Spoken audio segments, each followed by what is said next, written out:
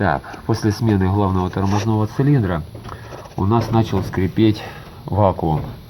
А скрипеть он начал именно вот здесь. Вот на вот этой вот резинке.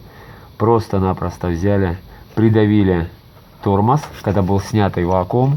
Ой, снятый главный тормозной цилиндр снял, а так, ну, в сторону отодвинул, не разбирая ни шланги металлические вот эти не откручивал, ничего. Отодвинул, держал за шток. За вот этот шток я так держал, придавили педали, он вышел, я его помазал вот здесь, везде, шрусом помазал, и все, и он перестал скрипеть. То есть бывает такое, что он скрипит вот на вот этом вот резиночке. Все, вот таким вот образом устранили скрип вакуума.